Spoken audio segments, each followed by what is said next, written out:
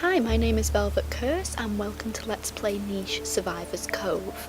Last time we had decided to move on to a new and bigger island towards the west, and we had our new little baby Dottie born, so she should be able to move from the nest this next day once we've skipped the turn, and then we're heading right over here to these teleport ports. Now the fact that there's pink flowers on the ports means that the island shouldn't be particularly difficult. It's probably just going to be another easy-ish island that's a lot bigger, probably a lot bigger than this island. So let's skip the day and continue to head towards the ports of the island. Now Dottie, because she's only a tiny baby, is only going to be able to move one space this turn. So I'm going to leave some of the adults like Maya back a little bit to collect some of the food so that we don't completely miss out on all of the food while we're heading over here. And Desert up here as well can also collect from this berry bush so that we have a little bit more food from there. Whereas some people like Nunuduke, he's not particularly fast, so we're going to continue to move him over here to get him onto the ports. We do have enough ports for all of our creatures, so we shouldn't need to worry about that. And we'll get, Reem can actually jump a really long way, so we might as well have her. Oh, we actually got that route this time.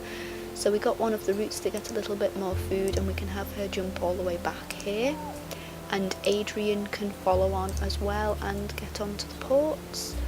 So we've got some of our creatures on the ports and some can hopefully get their next turn, but we don't want to completely leave Dottie behind, so we'll just move them a little bit at a time so that she's not left completely on her own. So Duchess can continue to move towards the ports, and Maya can stay behind with little Dottie to make sure that she's not on her own. She can jump on top of this bunny, but she's not going to be able to swipe at it because she's run out of energy for this turn. So let's move on with the day to get them more energy back, and we'll see how far Dottie can actually travel. So she's not particularly fast, but she's also not particularly slow. She does have one of the runner legs, which gives her extra speed, and she does also have the lean body, which gives her 2 speed as well. So we can start moving her closer towards the ports, but at the same time we can get Maya to get this bunny on the way. So, oh, she actually wasn't able to get the bunny because she doesn't have any attack claws, she doesn't have any horns, she doesn't have any fangs, so she's not actually able to kill the bunny, so she can just move up here and her little daughter Dottie can follow her. And then Flame down here can almost get all the way over in one turn, so we'll have him pick up the berries and then move up here after he's done that, so that we've got a little bit more food again. And Desert here can pick up her berries and she can actually attempt to dig. She wasn't able to, but she can get all the way over there in one turn, so that doesn't really matter to us. So we'll have Duchess move all the way over here to the ports. Now we're not going to use the energy of these creatures this turn because even though it is a little bit of a waste, that does also leave them on the ports ready. But I believe that, yes, Reem has picked up a leech, so we'll just have Taku pick the leech off her so that doesn't make her bleed next turn. So it also gives us 1 extra food, which is a slight bonus. So they can not use their energy this turn just so that we can move on to the next day. And it's raining again, which is a little bit of a shame, but we are just going to ignore that. We might have Desert pick up some of the berries, but then we need her to get onto the ports as well, so we'll move her across after that. Oh, Nunuduke actually picked up a leech that I didn't notice, which was a little bit of a shame. So he has actually taken 1 day of damage from that, as you can see by the little red bit at the end of his bar, and he is also now bleeding. So we'll just get Adrian to remove the leech. Now, because Nunuduke has a spiky body, when Adrian licks his wounds it will also injure Adrian, which is one of the reasons why the spiky body isn't necessarily a good thing. But it doesn't hurt him that badly, it does only take 1 day off his life, and it would be very, very bad if we left Nunuduke without having his wounds tended, because he would bleed every single turn and lose extra health, so it was still worth doing that.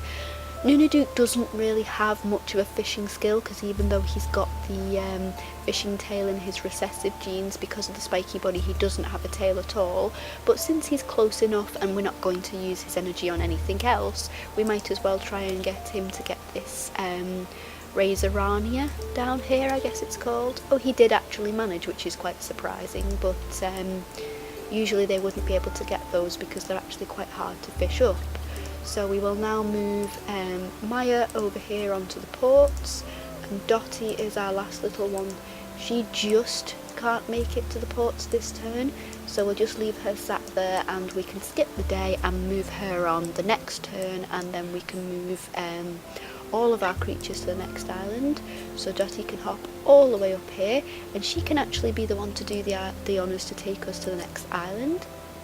So we'll go to the next island now with our remaining creatures and hopefully be able to make a really good home there. We don't know what we're going to find until we start searching around, so let's have a look. So we have quite a big island compared to the last one. We still only have the two teleports, so we've got the one to the west and the one to the east over here. Eventually we'll have to make a decision as to whether we want to go west or east, since we can't go anywhere else. So if you guys would like to make some suggestions in the comments as to whether you would like to go to the East Island or to the West Island, as well as making some suggestions on what you would like future nichelings to be called once they're born, that would be brilliant, and I'll take some suggestions on what you would prefer us to do. So we do have a lot of the acorn trees and a little bit of swamp over here, not very much, and it looks like we've got a couple of savanna tiles over here, but mainly we've just got grassland, a little bit of savanna, but there, just 3 squares of swamp there. So from where we're sat here, we can actually see that we do immediately have a berry bush, but Duchess is closest to the grass, so let's move to Duchess first, and then she can have a sniff around and a listen to see what's in the immediate area. There's not much apart from the berry bush and a couple of roots over here, so we'll get her to collect a little bit of grass and the berries so that we're getting more food back in. And then we do want to start trying to breed more creatures again now that we're onto a new island, so we'll explore a little bit around, and then we'll have some of our creatures have more babies. So Adrian can pick up this little bit of grass and hop up here, and then his mate can go with him, Maya, and oh, there's more berries up here, so she can pick up some of those berries so that we get a little bit more food. And then Desert can go up here and uncover a little bit more grass, and Taku, who is her mate, is a little bit far away from her, so we'll move him over here, and we do actually have a permanent nest here right next to a mole hole. So unlike the bunnies, the moles don't actually eat the berries, whereas the bunnies will if they can get to the berry bush and we can't see them. But that does mean that if we're using this nest, that mole won't come out of its hole and we won't be able to hunt it, because the moles don't pop up if they can see one of our creatures. So we might have to not use that nest necessarily too much, but for now that will be fine for us to use it for a couple of turns just to get some creatures back into our lines. So we'll have Flame hop up here and clear out some of this grass. We decided Duchess was going to be his partner, so next turn she can move up there. And then Nunaduke's partner has actually sadly passed away now, so what I will do is change his gem back to green so that we know he is available for a new partner should we decide that. But he only has 5 days left on his life, so it might be that we don't use him again.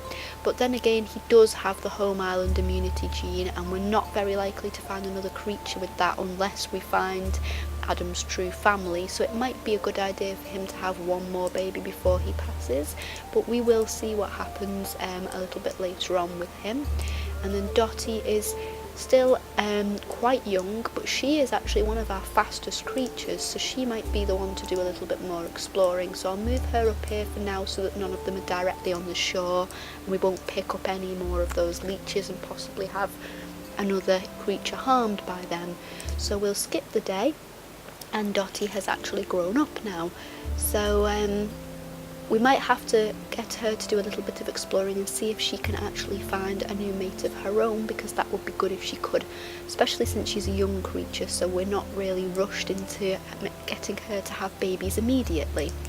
But I would like Desert to breed with her partner Taku. He is getting a little bit old, he's only got 3 days left, whereas she is quite young. So let's hop her into the nest and get her to breed with him, and then she can pick up some of the grass to open the area out a little bit. And then Maya and Adrian here are both reasonably young, so they can wait just one more turn to have a baby. Adrian can hop around here and go up there and clear a little bit more of the grass out. Now, things don't generally spawn on open tiles, but they can spawn on any tiles with grass, and predators especially do spawn in the grasslands and the savannah more often than not. So when we're having a baby on one of these nests, we want to try to clear the grass out a little bit so that something can't spawn directly behind where the baby's about to be born. So if we move Taku up to do his fatherly duty and open out a little bit more of this grass, and he's actually found another nest, so we might be able to have Maya and Adrian use that nest in a minute, but we will use Nunaduke to open out a little bit more of the grass, move him up there and have him sniff and listen. So there's a bunny up there probably eating these berries off this bush, so we'll probably want to chase that away in a minute. There's some roots and there's another berry bush up there, and we'll have a listen, and the only thing we can hear rustling about is the bunny at the moment. So we can have Dottie do a little bit more exploring. I might jump her into the grass a little bit so that she can get close to this bunny. She might be able to get that next turn if he doesn't move, but he's actually sat on his bunny warren there, so the bunnies have actually made a warren right next to the berry nest, which means that every time a bunny spawns they can immediately start eating our berries, which is something that we don't particularly want. So if we have a look at Dottie's dots, her spots, they actually increase her camouflage in the biome, in the jungle biome. So it's not actually doing her any good to have dots in the grass. It won't help the bunny not see her. I believe Stripes is the grassland one that, yes, camouflage hiding in the grass. So Adrian is actually the best creature to hide in the grass for us. We will have Flame pick up some of these berries so that we don't waste any of them and uncover a little bit more grass. And then we can have Duchess come up here right by him. She can have a sniff and a listen. So we've actually got quite a lot of berry bushes in the immediate area, so we shouldn't have to worry about food too much straight away. But obviously if we want to start breeding claws onto some of our creatures for protection at some point, then any creature that has 2 claws cannot actually pick up the berries because they don't have nimble fingers or run a leg or anything that would be able to scoop the berries up. So we've got to think about that as well. We do want the claw for protection, but we also don't want to breed it onto every single one of our creatures because then we lose the berry as one of our forms of food. So what we'll do before we skip the day is zoom in on Desert here so that we can see her baby. So her baby is born with the big ears. As you can see there, it actually increases her hearing +4. She has the short-sighted eyes in her recessive, so that's not too much of an issue right now. She actually has the stinky tail, which is something I would like to breed onto some of our creatures as well, but we would have to breed off the spiky body to get that, because as you can see, if they have the spiky body, they don't have a tail at all. She has the home immunity gene and G, so she's good there, and she has really high fertility. So we actually need to think of a name for her. So if we hop into this menu here, I don't know why, but I'm thinking of the name Sierra for her, so I'm going to call her Sierra. So she is actually Taku and Desert's child. So Taku is one of the last remaining sons of Adam and Eve. There's only Taku and his brother Nunaduke now, as we can see from this family tree. So we're getting on to the point now where we're going to have lost all of Adam and Eve's original children. But that's okay because our family has to move on at some point, so we can't stay with the children forever. Now before we do anything else, I would like Dotty, if she can, to try and get this bunny. So if we have a look at Dotty's skills, she actually doesn't have any attack skill whatsoever, so she can't actually get the bunny. So we might just have to scare the bunny away so that he's not, bunny is not scared of us. So we might have to have Dotty pick up the berries then so that the bunny can't actually eat them. And then if we have a look, we know Adrian has attack skill because he's got the big poison fangs, so he will also poison the bunny if he does not kill it immediately, although I'm sure he would kill it immediately. So usually I would like him to breed with his mate Maya right now, but for the sake of getting rid of the bunny so that the bunny doesn't eat all of the berries, I'm actually going to have him jump across. Now the bunny has run away, so if we hop him up onto the warren, we still can't see the bunny, so that actually scared it off. So I'll bring him back closer to his mate, and she might actually be able to breed with him. She won't be able to make it back to the nest in this same turn, but she can breed with him. She can sit there. Since we know she can't make it back to the nest, we will just have her pick up some of these berries so that we're not running out of food.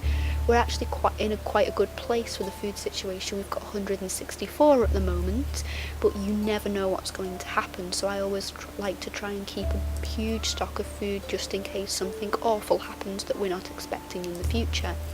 So we'll have Flame pick up from this berry bush, and then I think just for now we'll have him move over here between the two bushes so that he can collect from both of those, because both he and Duchess are reasonably young, so she can do a little bit of collecting to open out the area for now, and we can breed some of our older pairs. As we said before, Taku is getting quite old now. He's only got 2 days left to live. So if we hop Desert out here and breed her with Taku again and pop her into this nest, and then he can have one more baby with her before he actually passes away and we lose that breeding pair.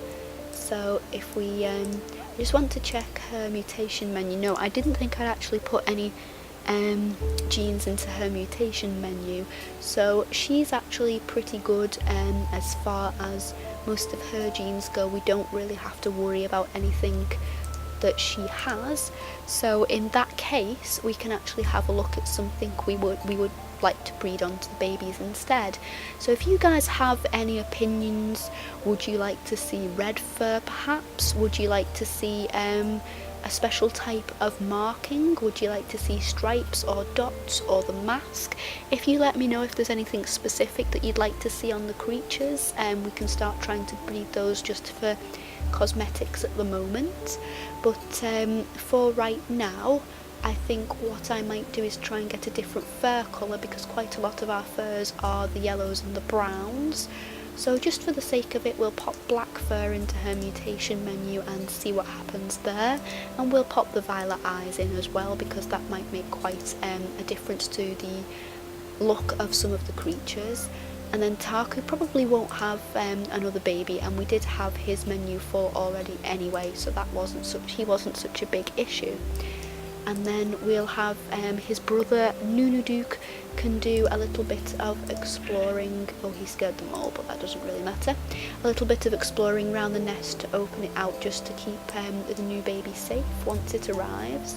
I don't really like that I've left this little baby by itself without an adult sat next to it, but if you zoom all the way out, you can generally see whether there's any of those bluebirds that picked up Adam in the first turn. There's none flying around in the sky at the moment, so as long as we don't get a carnivore spawning directly behind her, Sierra should be okay. So if we skip the day again and... oh, we have twins! We'll look at the twins in just a second. Now, if you've noticed, the leaves on the berry bush are going, rather than the lush green colour, they're going a little bit browner. That means that we do have a drought and they won't produce as many berries every single term. So the fact that Flame is between the two berry bushes probably means that he's going to be able to pick those clean completely every single term, and none of the others are going to need to help him with that. So we are going to need to come up here a little bit and pick more berry bushes, and then go out there for the other berry bushes that we could smell before as well. So Sierra can actually hop out of the nest now, leaving it free. So if she just hops this way out of the nest next to that berry bush, because she can't go very far, and then we'll have a little look at our twins. So the black fur did actually mutate onto the baby, so we've got the black fur and the moss brown fur, which gives them this quite pretty kind of darky grey brown colour. So unfortunately we have this little male has short-sighted eyes in his recessive, so we've still got that to worry about, but not too much of a worry, so we can hopefully breed that out. He does not have the spiky body, so he has the fisher tail, but he also has the stinky tail in his recessive genes.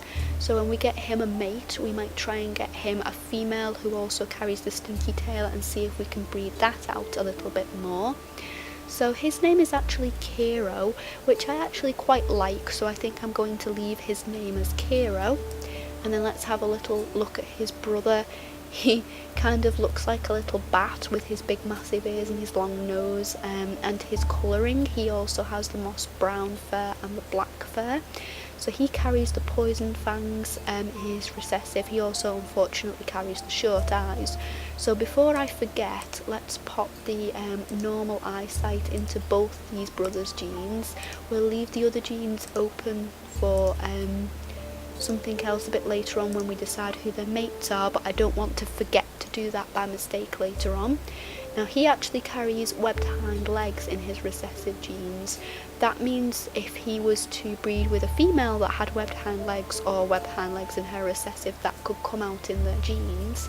Now that does improve their swimming, but unfortunately makes them pretty slow on land, so I don't really want to try and breed that out onto them unless we go to a biome that has a lot of water, and even then not necessarily. We would have to look at the land at the time.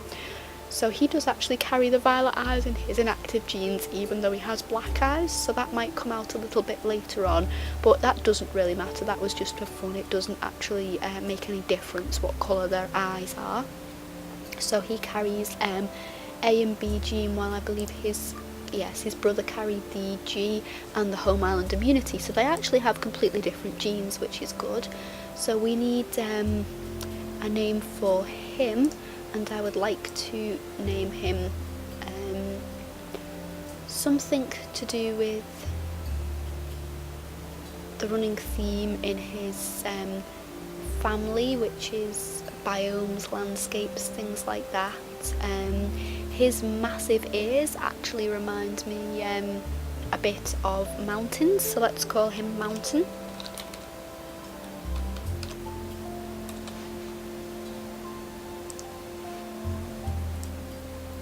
So that was pretty good. That was probably the last time that Taku is going to have any children, so the fact that we had twins out of them was pretty good. So I'm actually wondering now, do we want to breed Desert to Taku one last time? We don't want her to hop immediately onto this nest because we want poor little Maya to be able to have her baby. So we want her to use this nest, but she could actually stay pregnant for a turn just to carry Taku's line on one last time, because he is one of the original sons of Adam and Eve, and he does carry the home, oh no, he does not carry the home immunity gene. It's actually Desert that's coming from. But yeah, I think we'll hop her out of her nest, we'll breed her to him one last time, and she can just carry the baby for a little bit longer, and then unfortunately he will never see that baby be born because he will have passed away by the time the baby's born. This is his last day. But he can clear out some of the grass around the area to make sure that the baby will be safe on the nest once it is born, and Desert, the mother of the baby, will be able to look after it just fine on her own, so we won't have to worry about that too much. So we'll pop Maya in the nest so that she can actually have her baby next turn, and just use her to clear out a little bit of the grass around the area so that the baby will be safer, and then we'll leave her there so that she can have the baby on the next turn, and then we will use Nunu Duke to clear a little bit more of this grass out. I'm sorry if you actually heard that. That was a very loud motorbike going past. And then I would like now for Adrian to remove a little bit more of this grass around this area, and the next turn he's going to hop back towards Maya so that they can have further children. So what I do want to do is actually have a little look at Dottie here and see what her genes are like. She does not carry the stinky tail, which is unfortunate, but she has A and G. So Mountain does not actually carry the stinky tail either, but I wouldn't want her to breed to him because he carries the A gene, and I wouldn't want her to breed to Kuro because he carries the G gene. So unfortunately Dottie is not actually a good match for either of these little males, so we might have to think about a different mate for her a bit later on, but that's okay because she was going off to explore and try and find a mate of her own anyway. So if we move her up onto the bunny warren, we can have her sniff and listen again to see if there's anything in the immediate area that we need to worry about, which it does not seem like there is. The bunny has hopped off into the grass, so it's no longer a threat to our berries. So what I will do is have her carry on and continue her exploration while I have Duchess collect from the berry bushes around here. Now I do want Duchess to have a baby shortly with her mate Flame, because he is getting on a little bit in age now. He's only got 8 days left to live, but she can hop back next turn and breed with him once one of these nests over here is free. He can collect from the 2 berry bushes that he is sat right next to, and since he is sat on this root we'll try and dig it up. That didn't work, but we don't need to worry about that. So just before we end this episode, I want to see what Maya's baby looks like. I believe this is her first baby, so we'll pass the day, and oh, he's really cute. I really like him. So he has, unfortunately, the short-sighted eyes again, so we are having a bit of a problem breeding those out. He has the lean body, so he's going to actually stay quite small his entire life. He has 2 runner legs, so he's going to be fast, and he has the mask, which you can't actually see because I believe he has a beige pattern, but then the chestnut brown fur and the red fur also seems to be like a beigey colour, so you can't actually see that he has a mask even though he does, but he has the little red ear tips and the little red front to his chest even so. So he has F and G gene. So if we go back up to Dottie, she had G and A, so they still both have the G gene, so they're still not compatible with each other, so we still don't have a mate for her, but we will definitely find a mate for her a little later on, and definitely him because he's really, really pretty. I do actually really like him. So what are we going to name him? Oh, if you actually look in the family tree, he has one red paw and a little red tail tip as well. That's really, really cute. I really like him. Again, I'm not really good at coming up with names, so if people want to leave comments and tell me what they believe some of our creatures should be called. He actually looks like he's stepped in a little bit of paint there.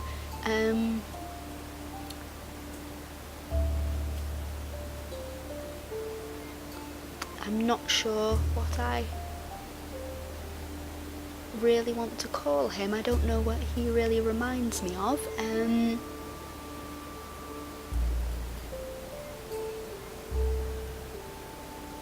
He comes from Maya and Adrian, so let's go a little bit more towards Adrian's name and call him Byron. So little Byron has a name now, and the twins can actually move out of the nest now, leaving it free for their mother to hop in and have her one last baby, because of course her mate did pass away at the beginning of this turn. So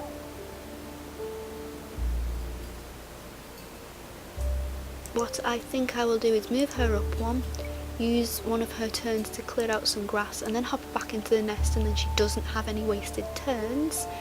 And then we can move Sierra up here towards the grass to clear more of this out, and we can move Maya out of the nest to clear more of this grass out, and we have a little bit more territory now, so that we can actually see a little bit further into the grass.